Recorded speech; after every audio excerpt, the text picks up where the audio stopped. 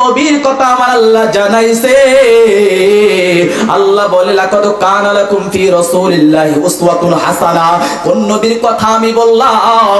যেই নবীর কথা বললাম, এই নবীর চরিত্র কোন ব্যক্তি যদি, এই নতুন ক্যাম্পের পারের মুসলমান যদি তার চরিত্র ব্যক্তিগত জীবনে, পারিবারিক জীবনে, সামাজিক জীবনে, রাজনৈতিক জীবনে মেনে নিবে যারা, আমি আল্লাহ জানাইলাম ওই ব্যক্তিগুলো সফল কাম হয়ে আমি মালিকের জান্নাতের মালিক হয়ে যাবে তারা। আর একটু আওয়াজ করে বলেন সুবহানাল্লাহ, জোরে জোরে আওয়াজ করে বলেন সুবহানাল্লাহ। আল্লাহ কোন নবীর কথা জানাইলেন?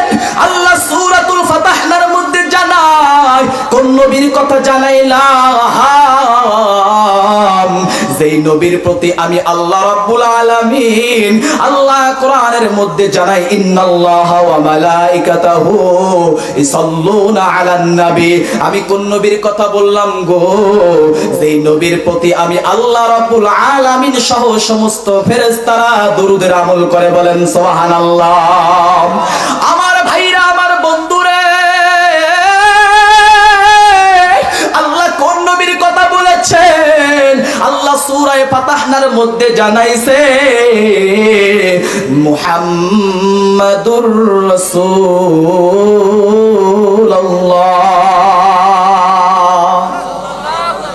জোরে বলতে হবে সাল্লাল্লাহু। মন খারাপ? শেষ করে দেব? চলবে 2 মিনিট? জোরে কোন? আজকের মাহফিল, আজকের মাহফিল আমার ভাইরা, আপনারা মনে হয় খুশি না বেজার না আমি বুঝতেছি না। যদি চুপ করে থাকেন আমি কিন্তু বুঝবো না। কথা বলতে হবে, রাজি আছেন তো ইনশাআল্লাহ? এখন আসছেন কোন নবীর কথা বলেছেন, কোন আইডলের কথা বলেছেন? আল্লাহ যে বলেন লাকাদ কানা লাকুম ফি রাসূলিল্লাহি উসওয়াতুন হাসানাহ। এই বান্দারা, আমি একটা উত্তম আদর্শওয়ালা, উত্তম আখলাকওয়ালা, উত্তম চরিত্রওয়ালা, উত্তম মানুষকে জমিনের মধ্যে পাঠাইলাম। এই নেতার চরিত্র ব্যক্তিগত জীবনে, পারিবারিক জীবনে, সামাজিক জীবনে, রাজনৈতিক জীবনে মেনে নেবে যারা, আল্লাহ বলে ফাদখুলি ফি ইবাদি ওয়াদখুলি জান্নাত। ওই ব্যক্তিগুলো আমি আল্লাহর জান্নাতের মালিক হয়ে যাবে, বলেন সুবহানাল্লাহ। এখন আসেন নেতার কথা, আইডলের কথা। আমরা যদি বলি নাম আসে শাকিব খান। কোন খান? কি খান?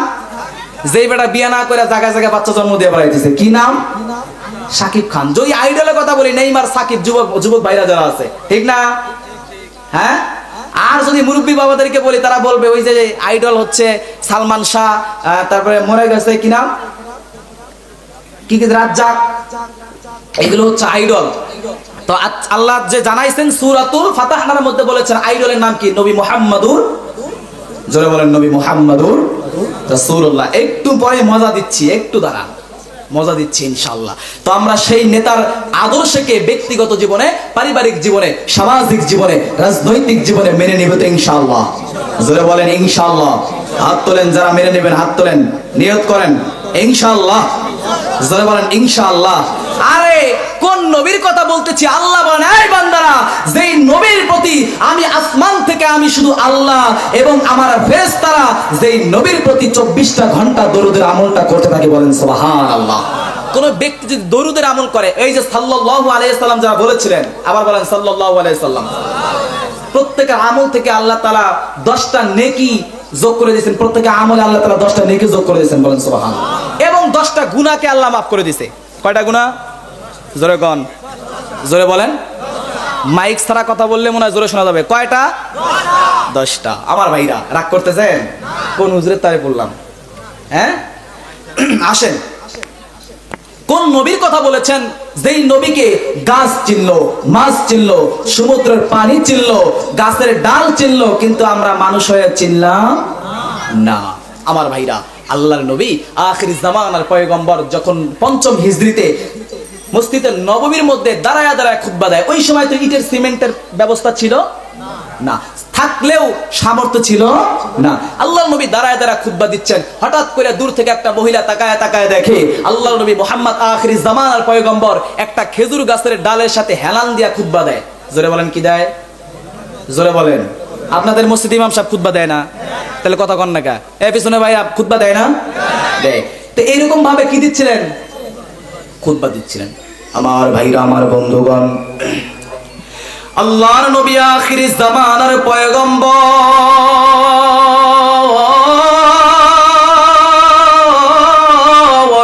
মসজিদে নববীর মধ্যে দাঁড়ায় দাঁড়ায় খুতবা দেয়।